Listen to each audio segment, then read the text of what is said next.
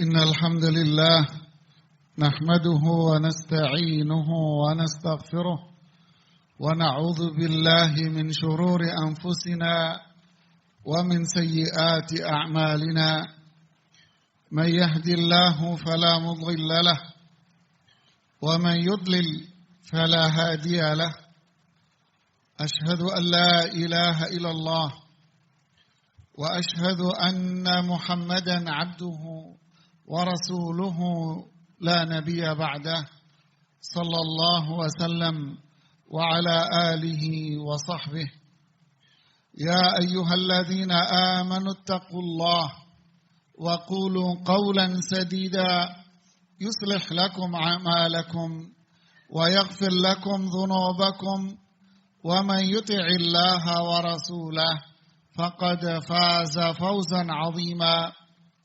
Wahai orang-orang yang beriman, bertakwalah kalian kepada Allah dan ucapkanlah tutur kata yang baik. Niscaya Allah akan jadikan perbuatan-perbuatan kita menjadi sebuah amalan yang saleh, dan Allah akan ampuni dosa-dosa kita. Sungguh orang yang taat kepada Allah dan Rasul-Nya, dialah orang yang sukses. Ya ayyuhalladzina amanu taqullaha haqqa tuqatih wa la tamutunna illa wa antum muslimun. Wahai orang-orang yang beriman, bertakwalah kalian kepada Allah dengan ketakwaan yang benar, dan janganlah kalian wafat melainkan dalam keadaan Islam, dalam keadaan tunduk patuh taat kepada Allah. Amma ba'd, para jamaah sekalian, Rasulullah sallallahu alaihi wasallam pernah membuat sebuah perumpamaan yang sangat indah. Beliau mengatakan dalam sebuah hadis yang sahih, "Lau anna ahadakum baina manzilihi wa baina mu'tamilihi khamsatu anhar." Intinya, andai seseorang di antara kalian, antara rumahnya dia dengan tempat dia bekerja itu dilalui oleh 5 aliran sungai. Hari itu dia bekerja di tempatnya, capek, badan kotor, dan berkeringat, kata Rasulullah SAW. Asabahul wasakhu wal araq, badannya kotor dan berkeringat. Lalu jam pulang bekerja pun tiba, dia pulang. Kemudian dia setiap kali melewati sungai itu, dia mandi. Lewati sungai yang kedua, dia mandi. Dia melewati sungai ketiga, mandi. Begitulah sampai sungai yang kelima, dia mandi semua lewat sungai itu. Pertanyaannya, apakah ketika dia sampai ke rumahnya, kotoran dia masih tersisa dan keringat dia masih tersisa? Para sahabat menjawab, tidak ya Rasulullah. Tidak ada yang tersisa dari kotorannya. Dia pulang ke rumah dalam kondisi bersih. Kemudian Rasulullah SAW mengatakan, itulah perumpamaan sholat 5 waktu. Itulah perumpamaan sholat 5 waktu yang akan menghapus semua dosa-dosa dia yang sebelumnya. Di hadis yang lain Rasulullah SAW mengatakan, "Ara'aitum law anna nahran bi babi ahadikum." Coba kalian lihat, andai di depan rumah Anda itu ada sebuah sungai, kolam renang lah istilah kita. Tsumma yaghtasilu minhu 5 marrat. Lalu dia setiap hari mandi, setiap hari dia mandi 5 kali. Ayabqa min daranihi syai'un. Apakah dosa-dosa dia Apakah kotoran dia masih ada yang tersisa? Jawaban sahabat, tidak ya Rasulullah. Itulah perumpamaan sholat 5 waktu yang tidak akan menyisahkan sedikit pun dari dosa dia. Masalus salawatil khams kanahrin jarin ghamrin bibabi ahadikum. Perumpamaan sholat 5 waktu itu ibarat sungai yang ada di hadapan rumah dia yang sangat deras dan dia mandi di situ 5 kali setiap hari, maka tidak akan tersisa dosa dia sama sekali. Imam An-Nawawi rahimahullah mengomentari hadis ini dengan mengatakan, jika seseorang itu mengerjakan sholat 5 waktu dengan benar, sebagaimana yang disabdakan oleh Rasulullah SAW, yatawadda'u kama umirtu wa yusalli kama umirtu, dia wuduk seperti yang aku perintahkan, dia salat seperti yang aku perintahkan, maka tidak akan tersisa dosa-dosa dia. Imam An-Nawawi mengomentari dosa yang mana? Dosa kecil dan dosa besarnya pun akan diampuni oleh Allah Subhanahu wa ta'ala. Subhanallah. Ketika Rasulullah SAW mengatakan as-salawatul khams kafaratun lima bainahunna, salat 5 waktu itu akan menghapus semua dosa-dosa kita. As-salawatul khams wal jumu'atu ilal jumu'ah kafaratun lima bainahunna idza ijtunibatil kabair. Dosa-dosa itu akan gugur semuanya ketika kita rajin melakukan sholat 5 waktu dan Jumat yang satu dengan Jumat yang lain. Itu semua akan menggugurkan semua dosa-dosa itu. Salman Al-Farisi radhiyallahu anhu mengatakan, sholat 5 waktu itu akan menggugurkan jirahat malam tuntahak al-maktalah. Beliau mengumpamakan dosa itu sebagai borok-borok dan luka-luka yang menjijikkan. Ketika dia salat, maka borok-borok dan luka-luka yang menjijikkan itu akan sembuh seketika. Ketika dia tidak melakukan dosa besar kembali. Allahu Akbar.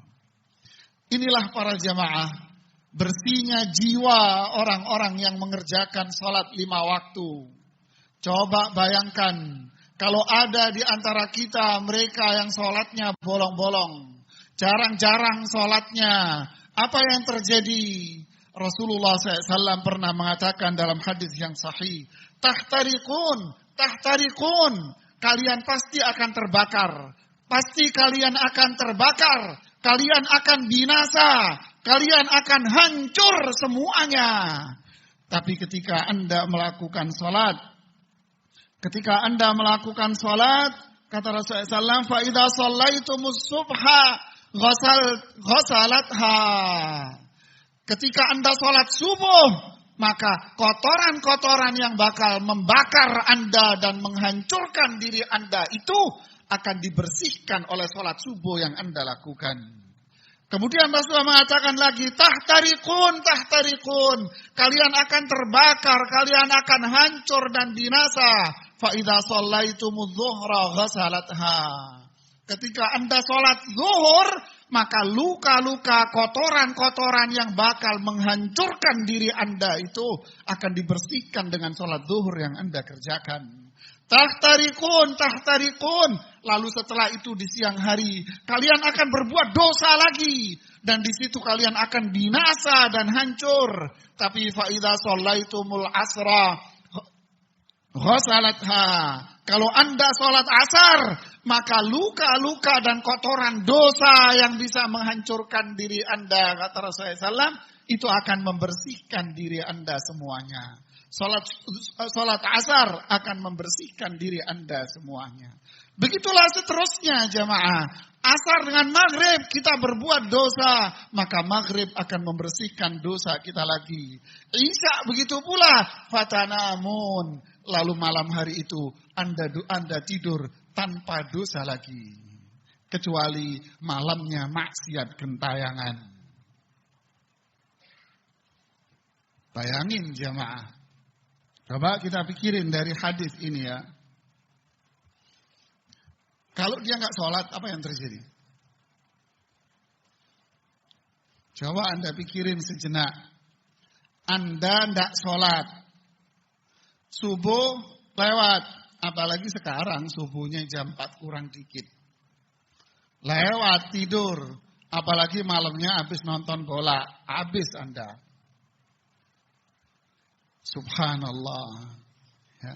Berarti dosanya ngumpul itu. Udah malamnya nongkrong. Kagak sholat subuh. Berarti dosanya habis. Sudah hancur dirinya dia. Ada dalam hadis pula yang mengatakan lebih serem lagi ini jamaah hadisnya. Saya bacakan kepada Anda. Inna lillahi malakan yunadi kulla salatin. Allah memiliki seorang malaikat.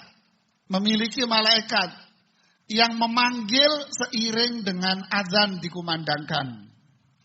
Malaikat itu mengatakan, ya bani Adam, qumu ila niranikum allati awqattumuha fa'atfi'uha.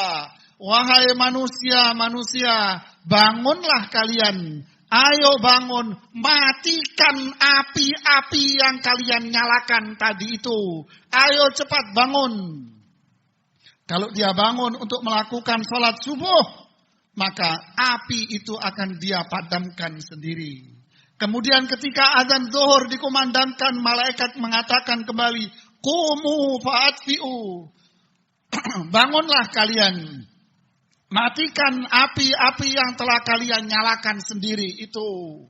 Ketika dia sholat zuhur, maka dia telah mematikan apinya dia.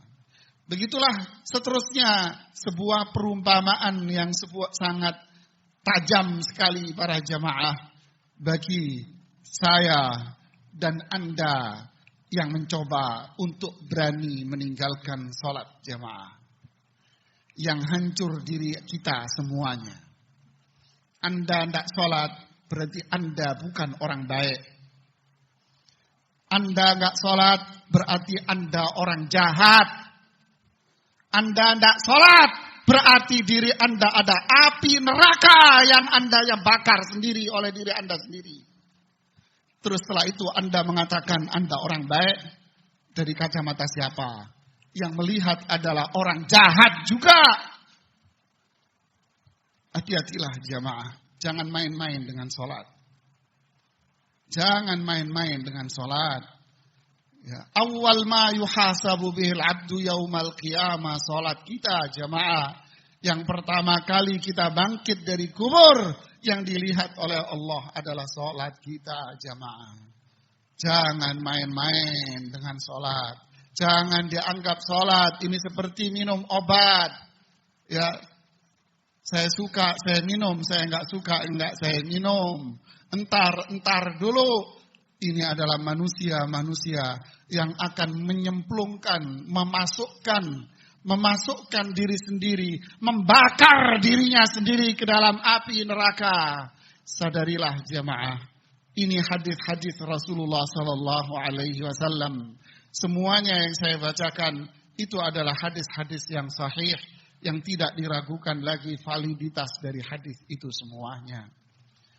Hafidhu ala salawat, jagalah salat-salat ini yang benar agar diri kita selamat dunia dan akhirat. Aqulu qawli hadza wastaghfirullah li wa lakum wastaghfiruh innahu wal ghafur rahim.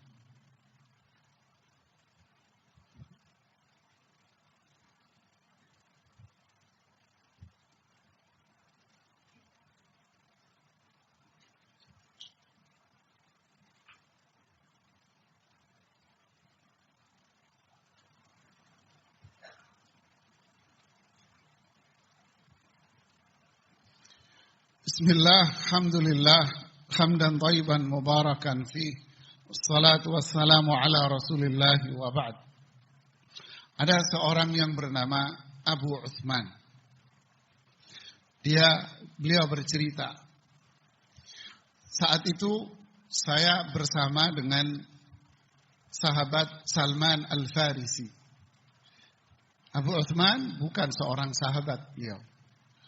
Saya main sama sahabat Salman Al-Farisi, hari itu saya sama beliau. Di samping ada sebuah pohon. Lalu Salman Al-Farisi memotek ranting pohon. Dipotek sama beliau. Kemudian ranting pohon yang beliau potek itu dihempaskan ranting ini. Kemudian daun-daunnya itu berjatuhan. Kemudian Abu Utsman bertanya, "Ya Salman, apa yang kamu lakukan?" Salman menjawab, "Dulu saya pernah bersama dengan Rasulullah SAW seperti ini." Kemudian beliau memotek ranting pohon. Kemudian ranting pohon itu beliau hempaskan begini. Sampai daun-daunnya itu berguguran. Kemudian beliau mengatakan, seperti inilah orang yang sholat. Daun ini berguguran. Begitulah orang yang sholat. Dosa dia, kotoran yang ada pada dia. Itu berguguran seiring dengan bergugurannya daun-daun ini semua jemaah. Itu sebuah perumpamaan yang indah sekali. Sekali lagi, Rasulullah mengatakan, jika seseorang itu sholat, khotoyahu marfu'ah inda ra'sihi. Kalau dia sholat, dosa-dosa dia itu akan terangkat dari kepalanya dia. Fa'idha roka'at tahatat zunubuhu. Kalau dia rukuk, maka dosa-dosa dia itu akan berguguran berjatuhan. Begitulah pada setiap gerakan-gerakan dia. Sungguh indah jamaah. Sholat hanya beberapa menit saja. Tapi hasilnya luar biasa. Saya tutup dengan sebuah kisah nyata dalam memandikan jenazah. Memandikan jenazah di dekat kota sana jamaah. Ada seorang memandikan jenazah. Sendiri dia memandikan jenazahnya. Di tengah dia memandikan jenazah, dia keluar dari kamar pemandian jenazah itu. Kemudian dia menelpon saya sambil menangis si yang memandikan jenazah. Kenapa kamu? Ustaz, saya lagi mandiin jenazah, tapi di tengah-tengah memandikan saya berhenti dan telepon Ustaz. Kenapa? Tubuh laki-laki ini gosong Ustaz, menghitam tubuhnya. Saya tahu dia adalah putih, dia teman dari SD saya. Tapi kok jadi gosong tubuhnya?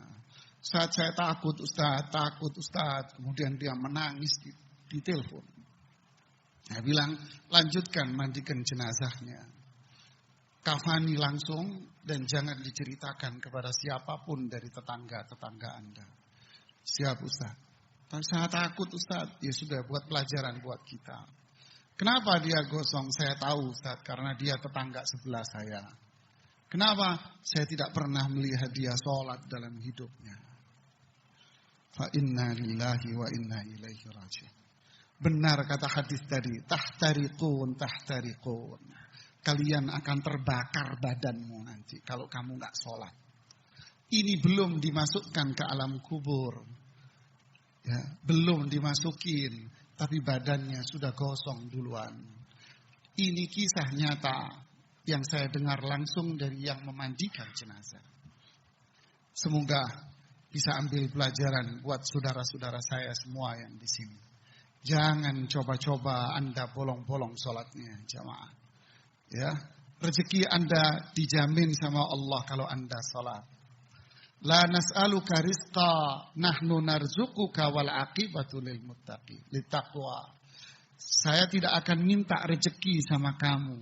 Saya yang ngasih kamu rezeki kata Allah. Dan perjalanan yang bahagia akan dinikmati oleh mereka yang bertakwa. Kata Imam Ibnu Katsir rahimahullah. Ayat ini menjelaskan bahwa orang yang rajin sholat dan ibadah rezekinya dijamin sama Allah. Innallaha wa malaikatahu salluna 'alan nabi ya ayyuhalladzina amanu sallu 'alaihi wa sallimu taslima. Allahumma ighfiril muslimina wal muslimat al ahya'i minhum wal amwat innaka sami'un qaribun mujibud da'wat ya qadiyal hajat Allahumma a'izzal Islam wal muslimin. Allahumma ansur ikhwanana al-mustad'afina fi kulli makan. Allahumma hdi wulata umurina. Ya Allah, berilah hidayah para pemimpin-pemimpin kami ila ma fihi salahul islami wal muslimin. Berilah hidayah mereka untuk melakukan yang terbaik buat Islam dan umat Islam. Allahumma hdihim ila siratil mustaqim. Ya Allah, berilah hidayah pemimpin-pemimpin kami menuju jalan yang lurus.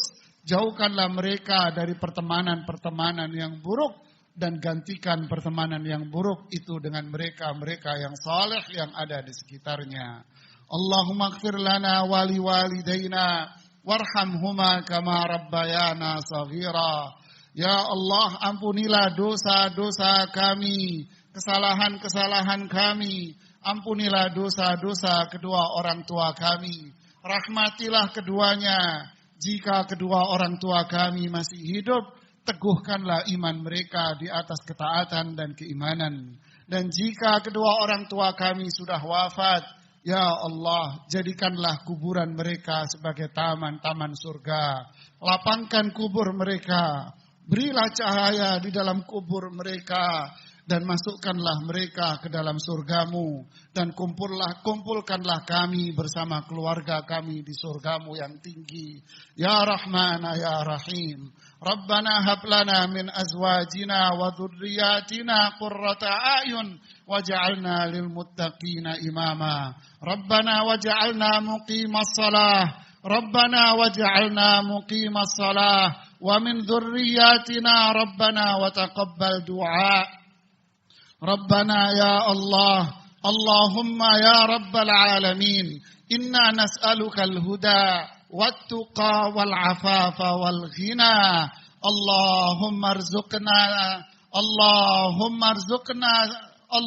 arzuqna makarimal akhlaq, wallahumma hdina makarimal akhlaq, wasrif anna sayyi'aha, wa la yasrifu sayyi'aha illa anta. Allahumma rabbana atina fid dunya hasanah wa fil akhirati hasanah wa qina adzaban nar. Rabbana atina fid dunya hasanah wa fil akhirati hasanah wa qina adzaban nar. Allahumma arzuqna husnal khatimah. Allahumma arzuqna